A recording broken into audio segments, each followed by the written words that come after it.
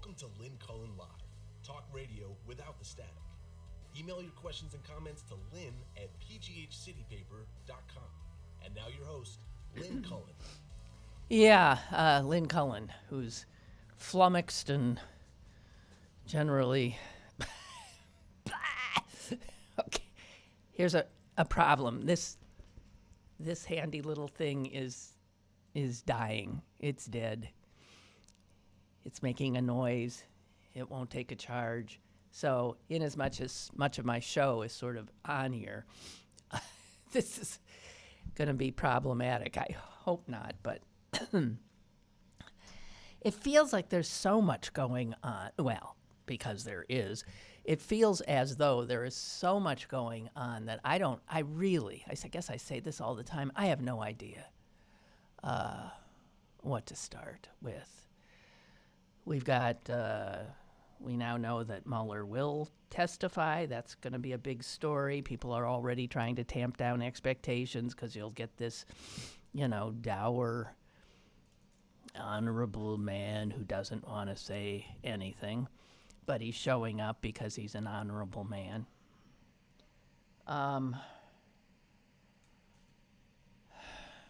We have the people trying to get into our country. We now have this, what will become an iconic photo of what our policies do to people. The picture of the father and daughter drowned, washed up on our shores, is so searing.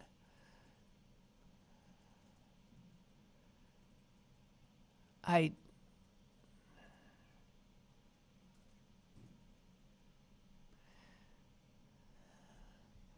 don't know what we do. I was saying, I think yesterday, that for us to do nothing is to be complicit in what is going on now. I used to just be talking about the fact that we are losing our country, but we're losing our souls as well.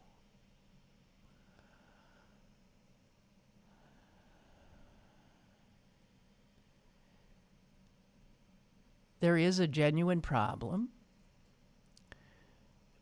And it's happening all over the world because there are so many failed societies and countries where people cannot live, where they fear for their lives, they fear for their children's lives. So they do what a courageous person would do. They pick up with next to nothing. They leave it all behind.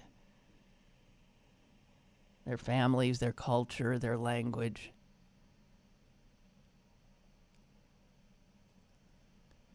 And they start on this impossible, difficult, physically and emotionally taxing journey north to some mythical land they've heard of.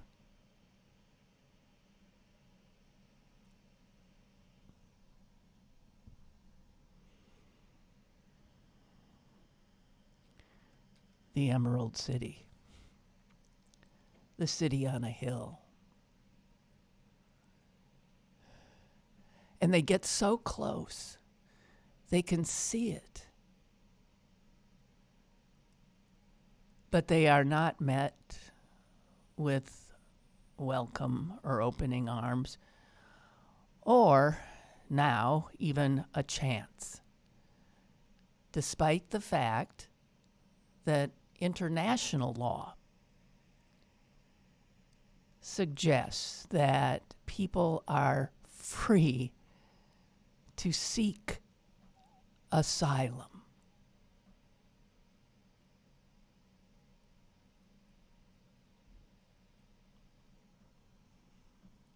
These people who are coming are not news junkies, so they're not aware of the latest little turns in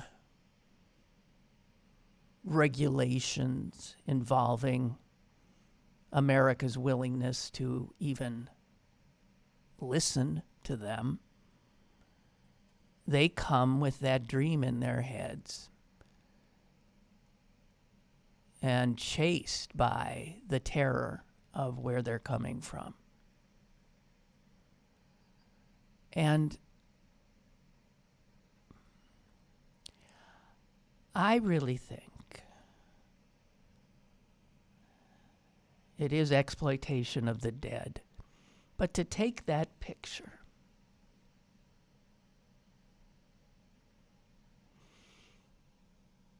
of a father who had tried to rescue his not even 2-year-old daughter,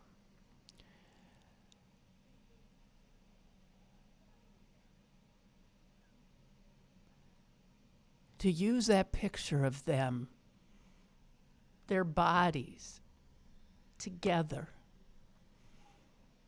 her arm over him, his shirt clearly attempting to, trying to protect her, lying face down in the Rio Grande River. We should take that picture and simply have with it the audio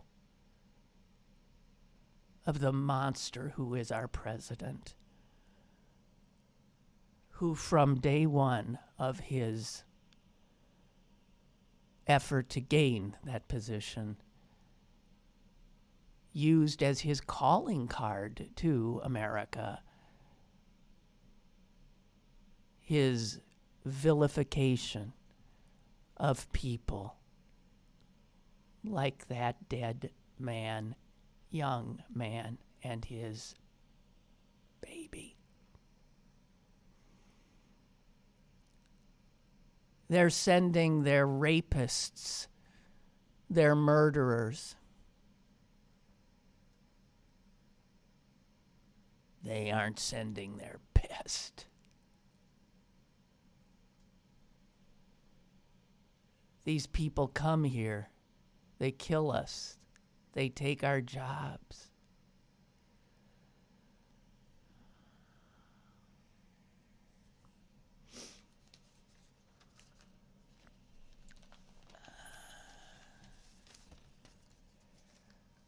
I saw a quote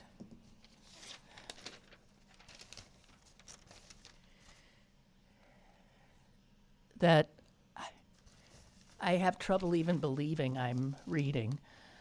With all of this happening, of course, the acting head of Customs and Border Protection has announced his resignation. Not the head, because there are no heads anymore. They're all just people who, at a whim of this monster, are put in a position until, at the whim of the monster, they are forced out. And so, right now, when the monster would have us believe there is a huge crisis happening at our borders, he and his administration do not have any of the agencies responsible for homeland and border security, does not have a chief in any of those positions. Anybody who has been there for any duration in that position. These are huge agencies. You think they're running well when the people at the top keep going in and out of revolving doors, not staying long enough to even get a check after their name from having gone through the constitutional process of having the Senate okay their appointments? Immigration and Customs Enforcement does not have an acting, all it has is an acting, a temporary person at the head. Customs and Border Protection now is going to be without a head. United States Citizenship and Immigration Services, they also have no permanent leadership.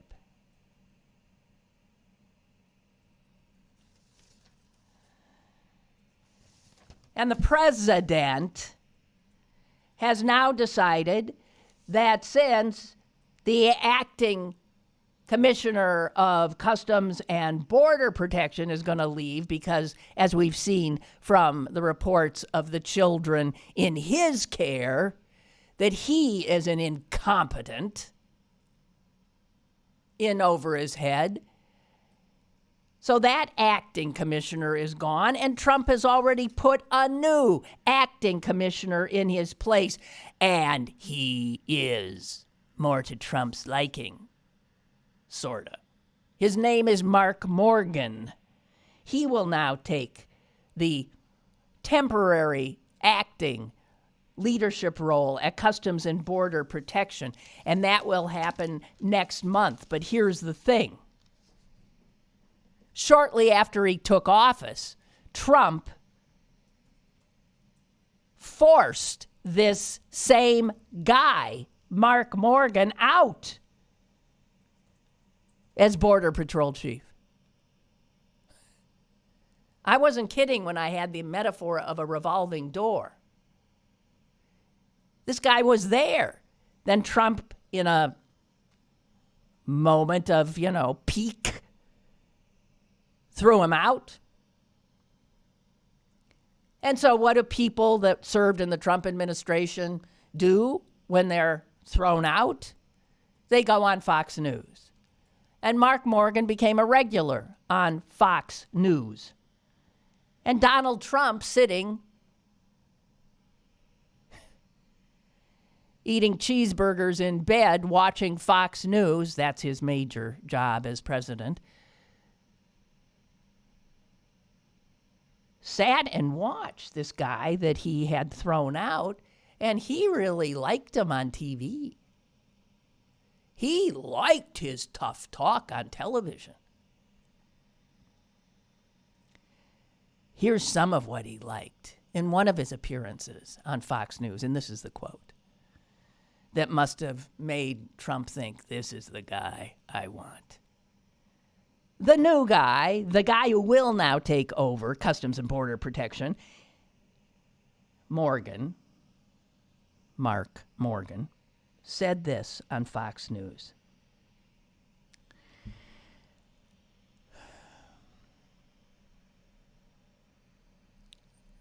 Keep that picture in your head of that child clutching her father. Morgan said when he looked into the eyes of migrant children, he saw a soon-to-be MS-13 gang member.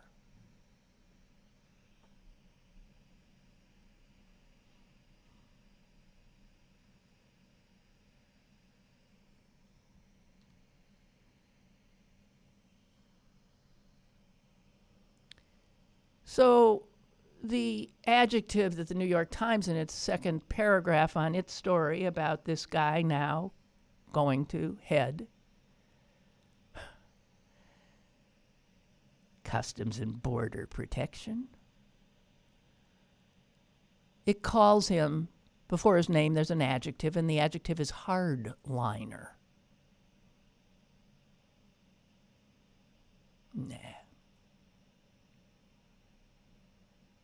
Soulless, monstrous, to be able to look into the eyes of a frightened child and see a killer.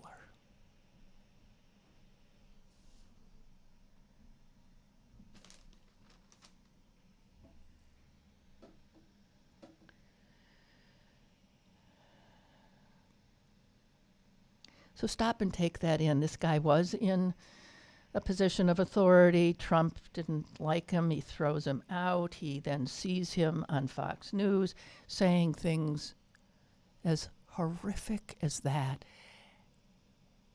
and takes a liking to him. I don't know how many acting heads there have been of that agency in the last 2.5 years. I can't even imagine. We do not have a government. It's functioning, but it's functioning like a sleepwalker. It's frightening.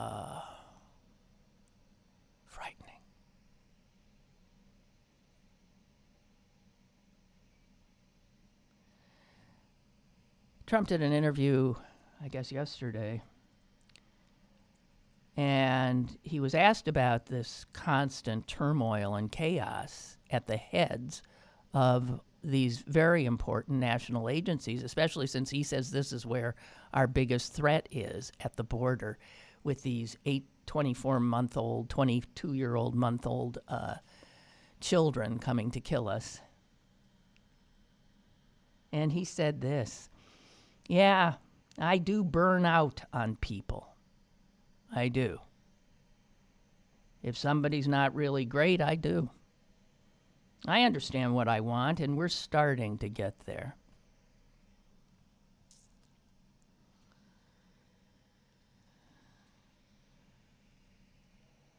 A former top official at ICE, watching all of this in dismay, has said this perverse game of musical chairs within the Department of Homeland Security, this game of musical chairs played by the incompetent and craven,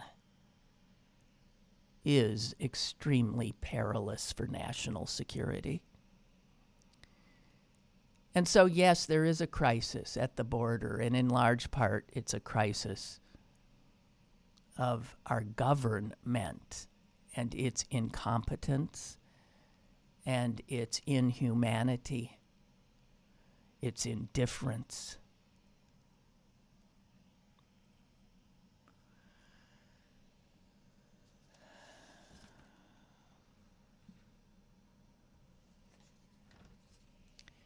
In Hidalgo County,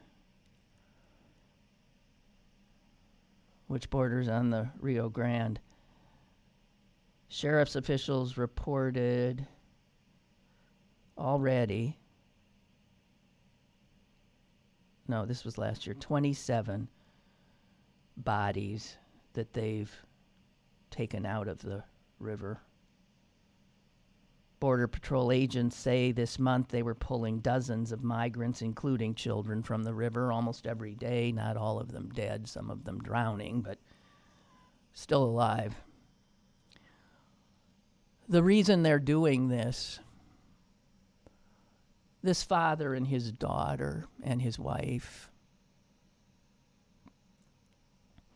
were doing things legally the way they're supposed to, as they ran from the horror in their homeland of El Salvador and made that long trek.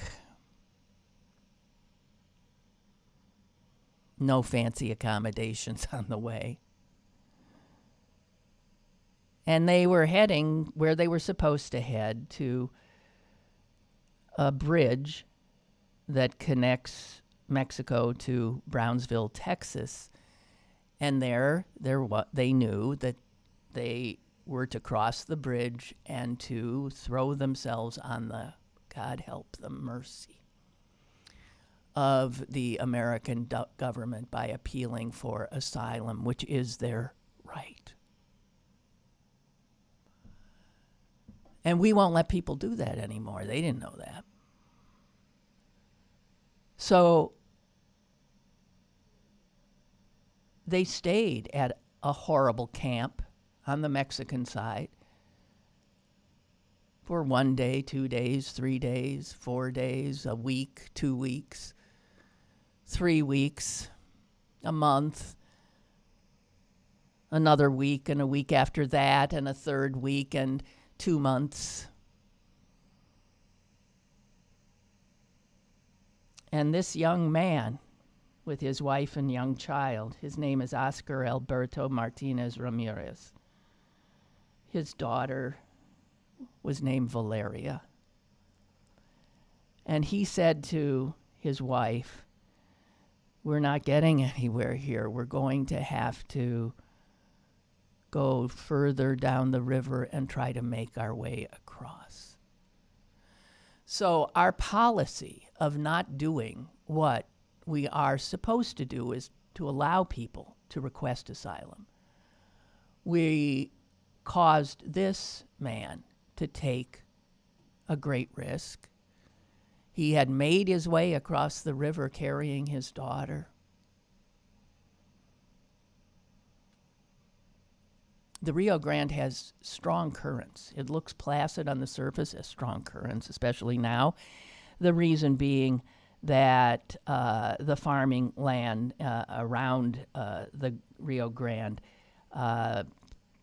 the irrigation system, I guess, is now putting more, taking water out, whatever it's doing. I don't understand irrigation, but as it relates to immigration, it's making the river a lot more dangerous to attempt to cross.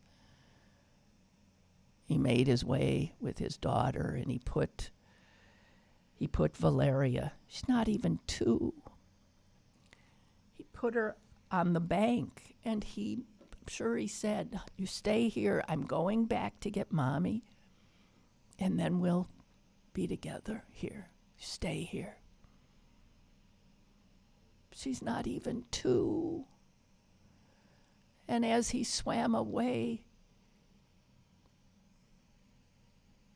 in her fear, she said, "Daddy," and jumped in trying to be with him. He turned back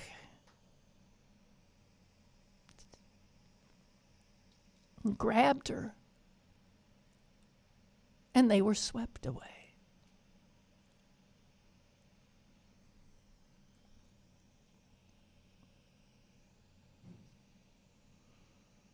Their bodies were found about 12 hours later. The wife, the mother, watching from the other bank.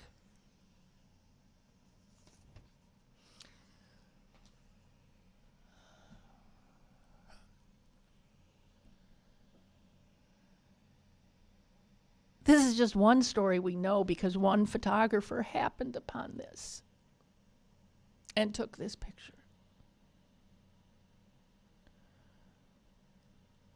I swear I saw an account that last week there were, 2 children found dead in the desert trying with a young mother. Because we're not letting people come in through the legal channel to report in, to say, "I seek asylum."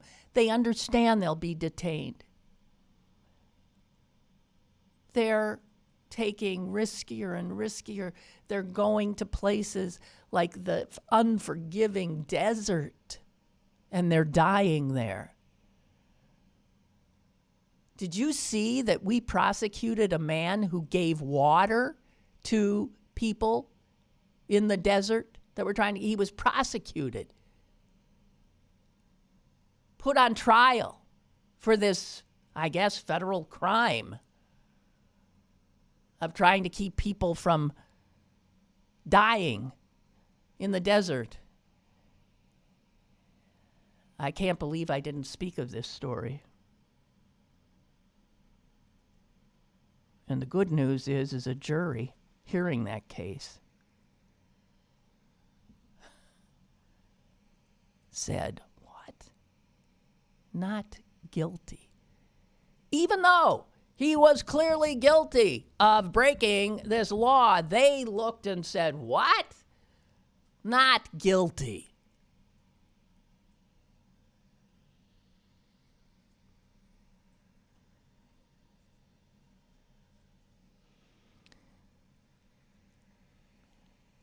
And then that god-awful place in Clint, Texas, where they're or holding all those children in abominable conditions. And then we're told, hey, all the attention paid off. They took them out. They took them out and then they brought them right back. Most of them were brought back. They're right back where they started from with no additional, nothing changed. Let me get the numbers here. 249 children were originally housed in that child torture chamber, and they were supposedly moved to other facilities. And then yesterday, more than 100, probably half of them, were moved back in to the same facility.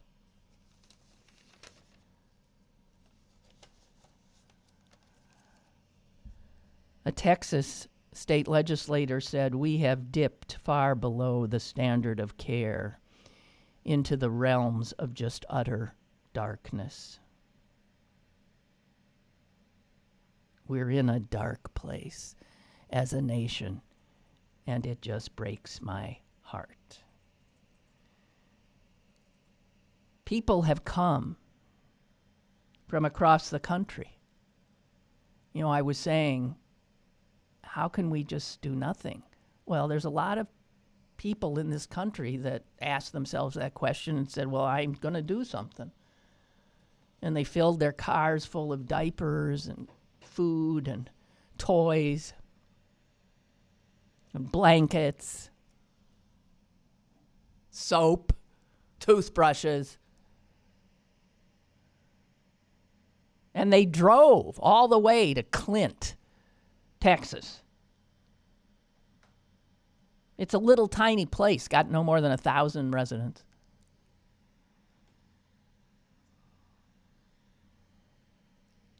And they got there. There's a lot of them who've come with all this stuff, and they won't take it.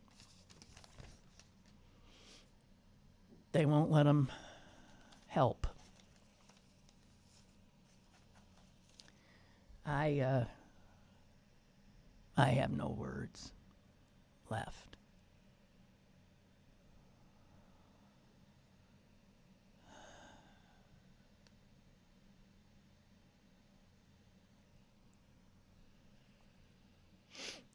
Bree writes, that photo made me cry. If it didn't, I mean, do you have a heart? I cry just thinking about it. It made me want to go down there to volunteer to do something. Why? Why are we unable to do anything? This is a cry from an American who's in Dubai or something. I do not accept people who say, oh, they should have stayed home. They shouldn't come. They were trying to come, he says, to seek legitimate asylum. And even if they are denied, if for some reason, you know, they are, no, we're not getting, God knows we're denying all of them. I mean, what, 2% get in?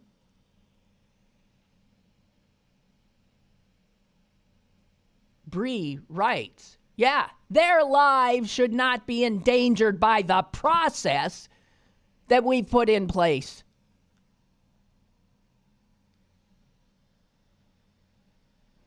What have we become?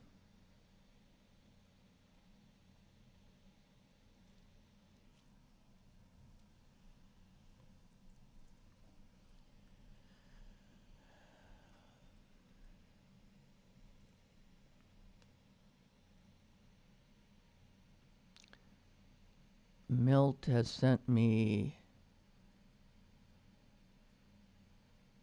This is not the same one, but these are other people. This is from USA Today. Oh, okay. USA Today in January. Now, I don't know. This is another case. A federal judge found this is in January. A federal judge found 4 people, humanitarian aid volunteers, guilty of dropping off water and food for migrants in a wilderness area.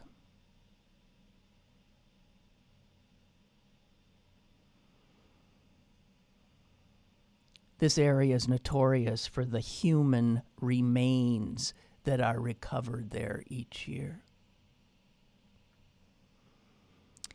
U.S. Magistrate Judge Bernardo Velasco found Natalie Hoffman, a volunteer with humanitarian aid group No More Deaths, guilty on all 3 charges against her. He also found 3 other volunteers guilty of the charges they each faced. The charges are like operating a vehicle inside a national wildlife refuge, entering without a permit, and leaving behind a gallon of water and cans of beans.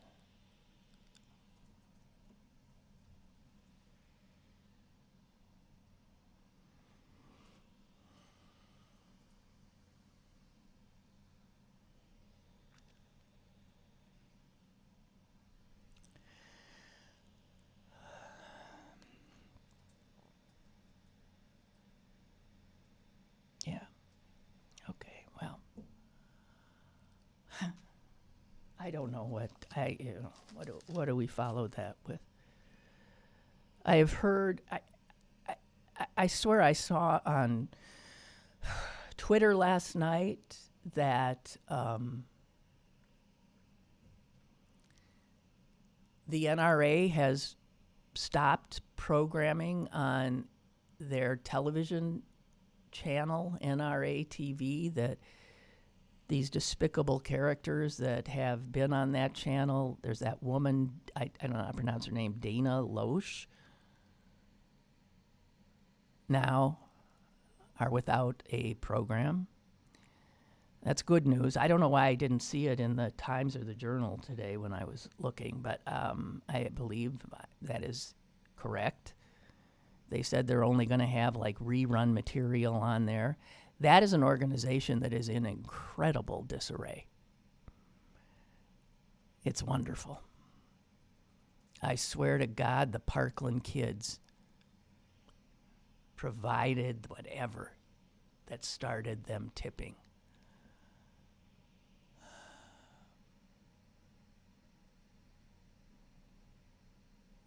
They're in danger of going bankrupt. The New York Attorney General is after them, challenging their tax-exempt status.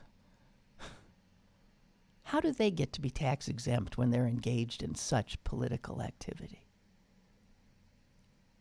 I don't understand it.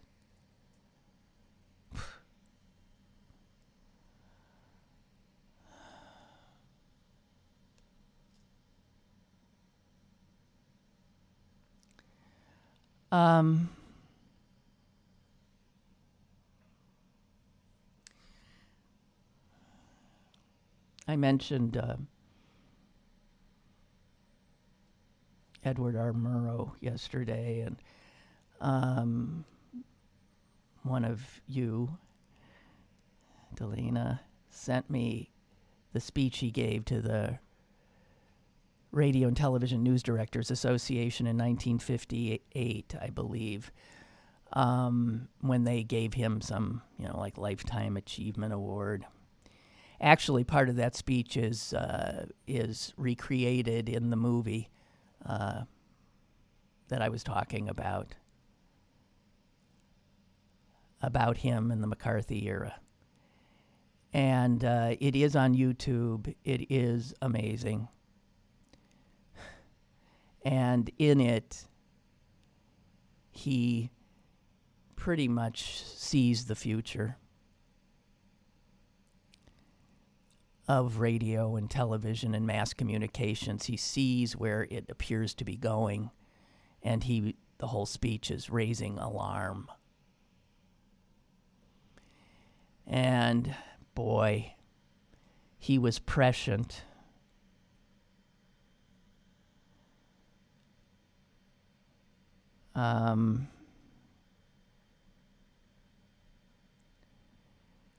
I'll read you one paragraph. Our history will be what we make it.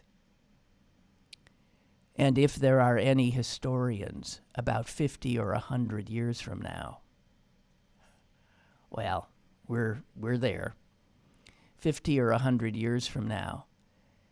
And there should be preserved the kinescopes for 1 week of all 3 television networks. Well, we got those too. They will there find recorded in black and white, or perhaps in color, evidence of decadence, escapism, and insulation from the realities of the world in which we live.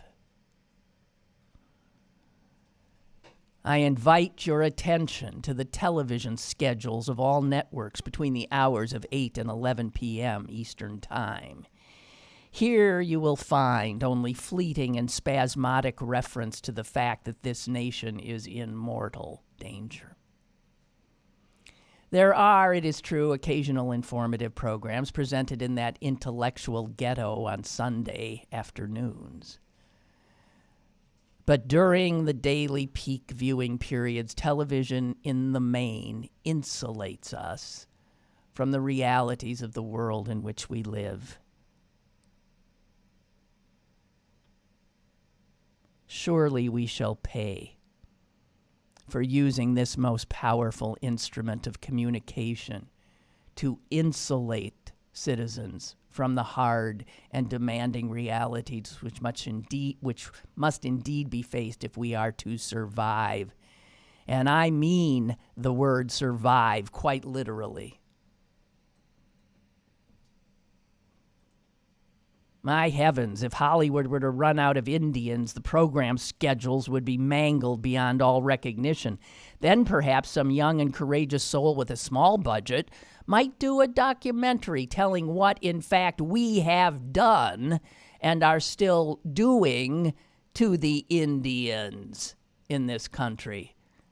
But that would be unpleasant, of course, and we must at all costs shield the sensitive citizenry from anything that is unpleasant.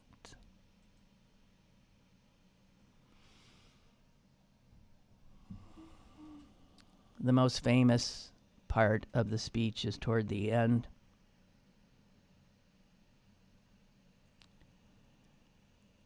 This instrument, speaking of television, can teach. It can illuminate. Yes, and even it can inspire, but it can do so only to the extent that humans are determined to use it to those ends. Otherwise, it is nothing but wires and lights in a box. There is always a great and perhaps decisive battle to be fought against ignorance, intolerance, and indifference. And this weapon of television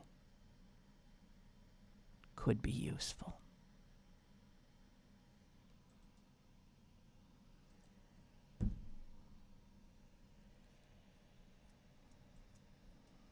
Nothing has changed. Is the caller still there? Caller, go ahead, please. Hi, Lynn. It's Jeff. Hi, Jeff. On your latest subject, I guess I missed a little bit as I was dialing. I guess was that Edward R. Murrow that said that? Yeah. Okay, because as I was listening to you while I'm online here, I thought to myself, the same could be said for like the social media stuff like Facebook. Exactly. It has potential, but to do good, but what have we wrought? Mm-hmm. The reason I called is, and I'm going to be kind of all over the place with Go ahead. First of all, this thing with Trump and like there's actually no acting heads of any of these departments, that's by design. And it would not surprise me at all if this was actually a strategy that was come up by some right-wing think tank like the Heritage Foundation. Because as long as there's nobody that's an official head, there's no acting responsibility. And it's about the closest in this country that a president can be a dictator. Yeah. Because there's no congressional oversight there. None of these people are approved because they're temporary. And they don't get approved by Congress, our representatives, until somebody is officially appointed. So I don't know what you think about it, but I think it's by design. No, I think you're right, and I think he's even suggested that he likes this fluidity he gets with not really having anybody confirmed. Right.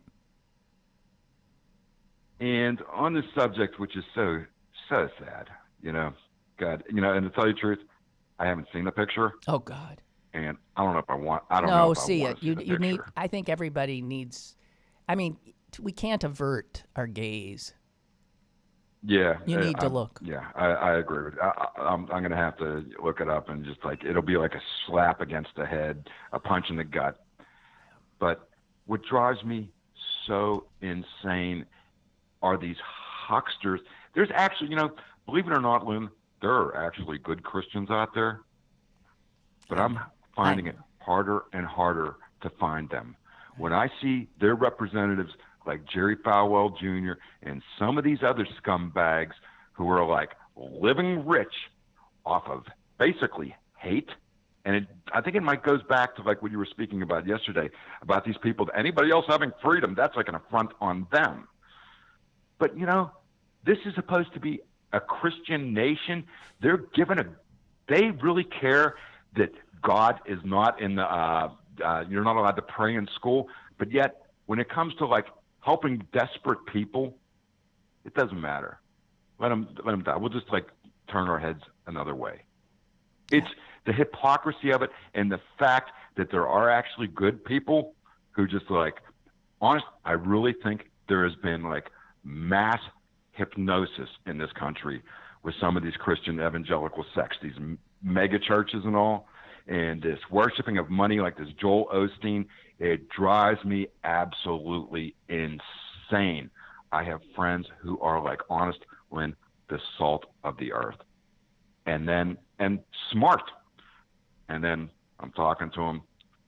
They don't believe how can man evolve from these little amphibious creatures out of the sea? No, it was Adam and Eve. This kind of stuff.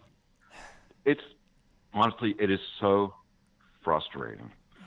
But I'm just glad we have your show. Oh, because it's nice to know. First of all, I learn at least 5 new things every day listening to you, and it's good to know that there's good people out there too. Thank you. And on a lighter note, yes, sir. On a lighter note, yeah. How about that Joe Sestak? What? Okay, tell me about him because I just saw. Is he? What's happening? He announced on Monday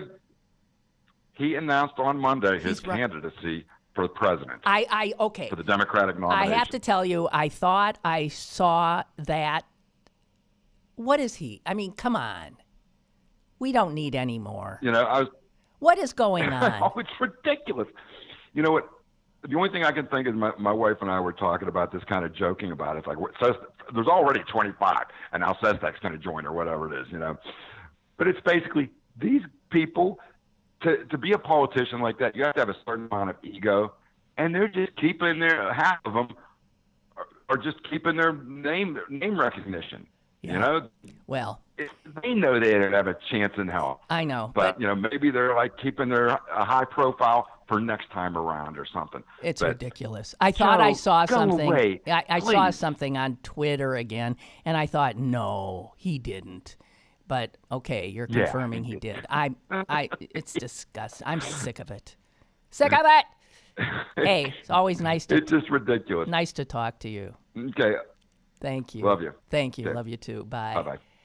And we have another caller. Caller, hello. Good morning. Good morning. I was listening to your show, and earlier this morning I read this article in Newsweek, and it says the first paragraph: First Lady Melania Trump on Monday announced a new Be Best ambassadors to help improve the lives of children. Jesus. How freaking ironic is that?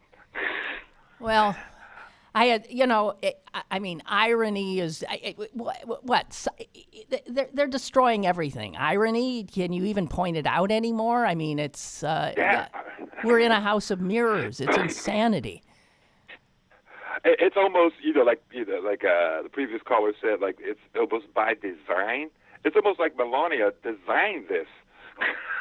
this little ambassador meeting after, for what, a week now, 2 weeks now, we've been talking about the kids, and the way they're treated, being kept in cages, no not soap, in no their this. not in And their now universe. Not in their universe.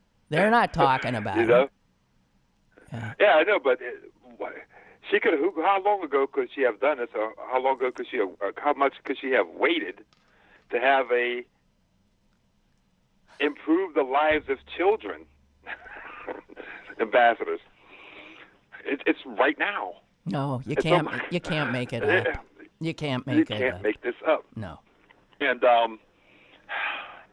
I've been talking about it on Facebook. The drowned father and daughter.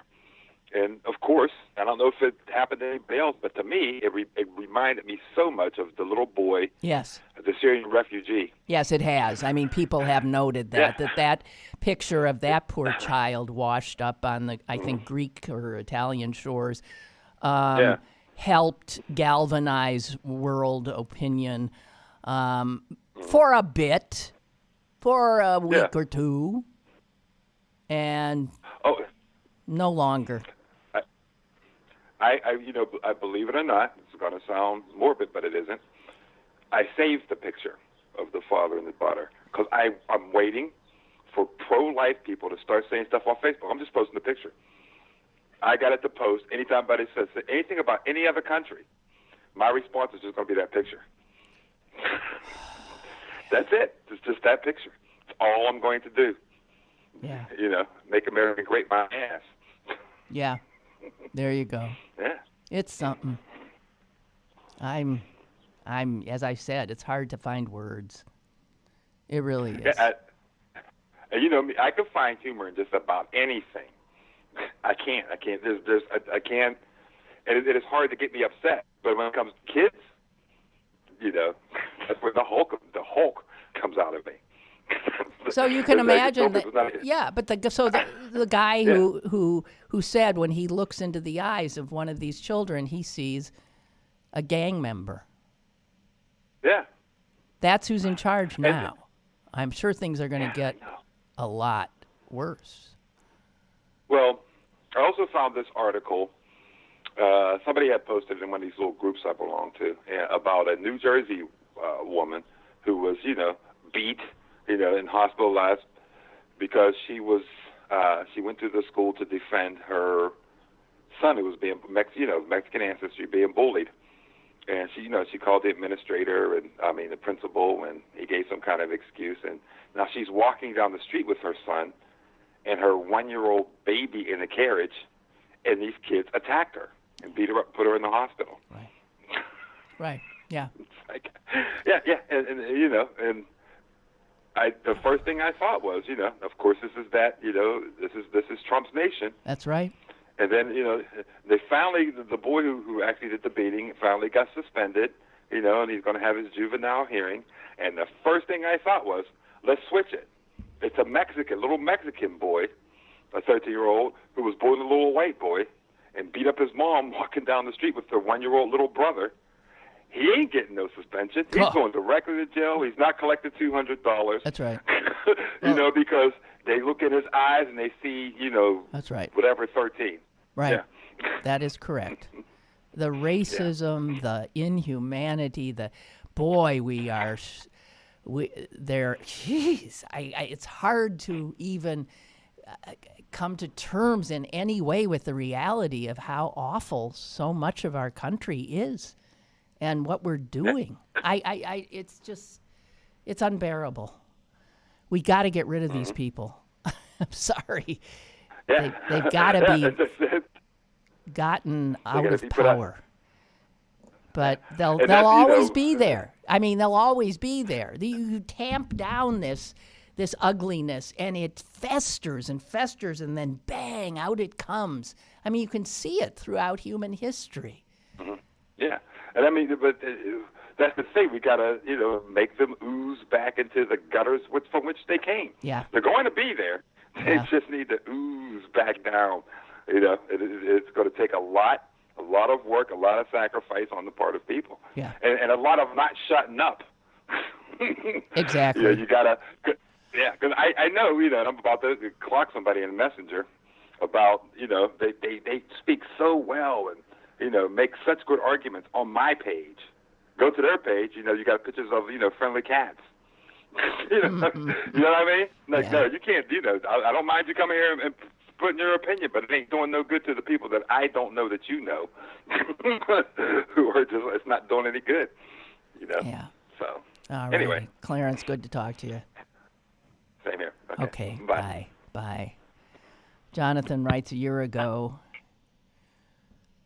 there was a BuzzFeed posted a story with this lead. President Donald Trump on Tuesday equated migrants and refugees to the United States with vermin who will, quote, pour in and infest our country. That's right out of the Third Reich book. Dehumanize them. Makes it easier to kill them. And Jonathan continues with, that photo makes people like us cry. People who believe, as Trump tells them, that these are not humans or fathers, daughters, but vermin and an infestation. They will not be moved in the slightest by that photo.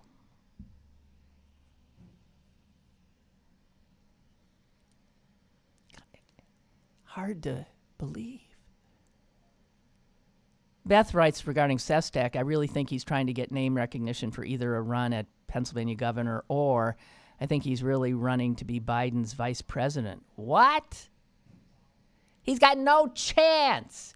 He couldn't even, come on. He has the military background that neither Trump, Pence have, and is just enough to the left of Biden where it won't make Joe twitchy. That's my 5 cents. Well, fine, but he waited too long. He's into, this is ridiculous. I mean, I can't imagine anybody welcoming anybody more into this race. I mean, after there were 20, it was enough already. It's ludicrous.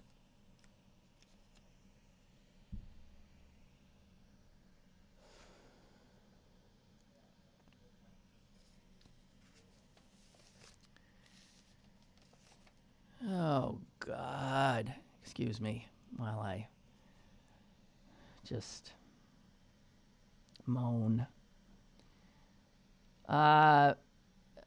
Another huge election, I believe, upset. I don't know if the other one has conceded this in a Democratic primary, which is essentially the election, I guess.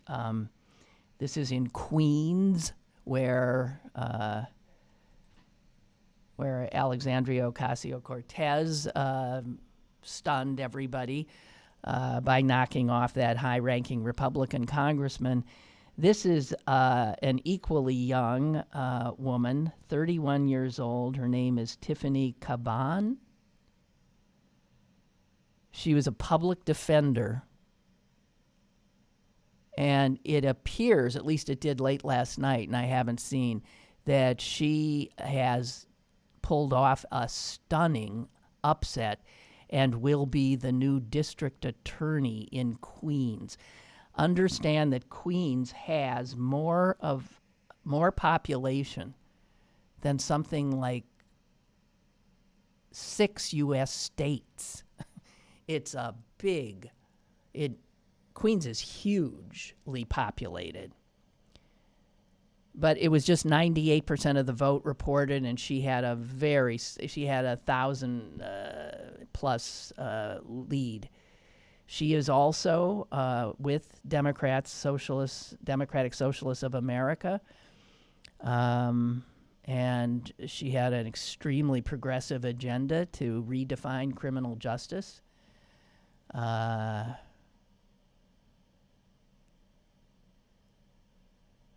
She says this, I am a 31-year-old queer Latina public defender whose parents grew up in the Woodside housing projects, and I decided to run.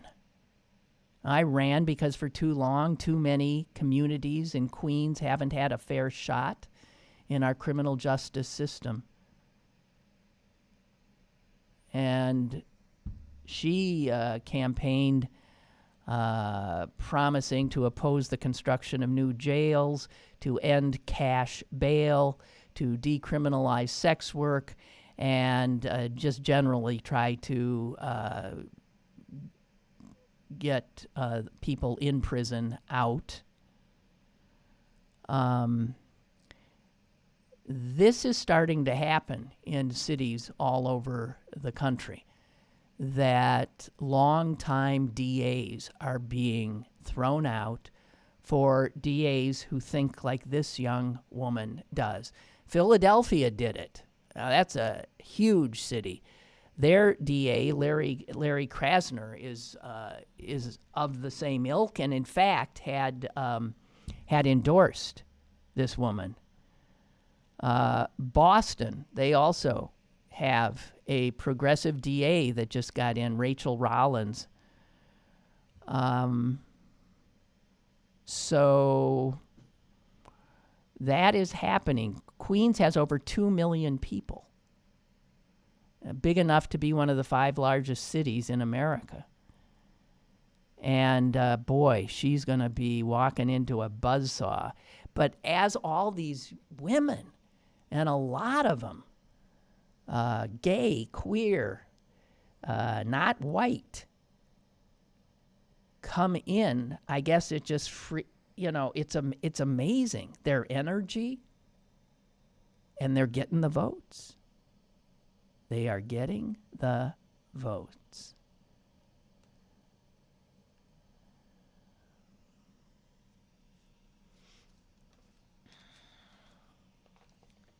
I think we're almost out of here. Oh, God, I don't want to go to the Apple store.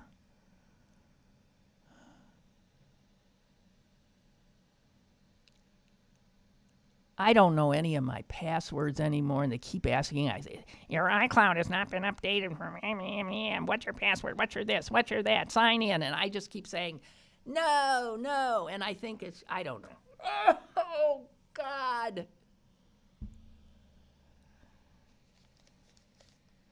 Just in closing, a very, very rich billionaire, many times over, wrote an op-ed piece in the New York Times today saying, God, will you guys tax me more? His name is Eli Broad, and he's done a turnaround. He's saying he totally bought into the whole dream of American capitalism because it sure as hell worked for him. He's the son of poor immigrants from Lithuania, Jewish immigrants. And he went on to build 2 Fortune 500 companies and became one of the wealthiest people in the country.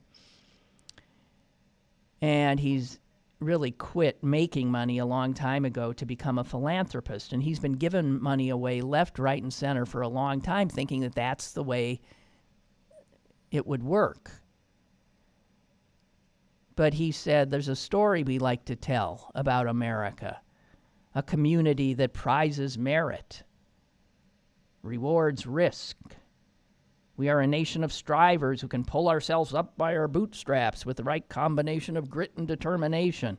He says, yeah, but this story's incomplete because for most people, the system ain't working. He says, I've come to realize that no amount of philanthropic commitment will compensate for the deep inequities preventing most Americans from the basic prosperity we call the American dream. Our country must do something bigger and more radical, starting with the most unfair area of federal policy, and that is our tax code. I believe I was talking earlier in the week about that tax code. It is obscene. It exists only to make rich people richer. The loopholes, the way things are taxed, the caps that are put on. It's unbelievable. I'll give you just a few more words and I'll get out of here. The enormous challenges we face as a nation are a stark call to action. The old ways are not working, and we cannot waste any more time tinkering around the edges. I invite fellow members of the 1% to join me in demanding change. I can afford to pay more, and I know others can too. What we cannot afford are more short-sighted policies that skirt big ideas, avoid tough issues, and do little to alleviate the poverty faced by millions of Americans. There is no time to waste. There are always good people that warn us, that try to spread the word, that challenge us. And generally speaking, we turn a deaf ear. We did to Edward R. Murrow's speech. We will to this.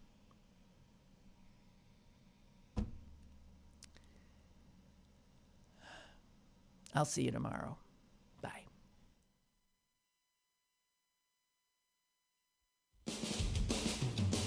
Lynn Cullen Live, Monday through Friday from 10 a.m. to 11 a.m. and archived at pghcitypaper.com. The opinions expressed on Lynn Cullen Live are those of the host and do not necessarily reflect the viewpoints of Pittsburgh City Paper or its advertisers.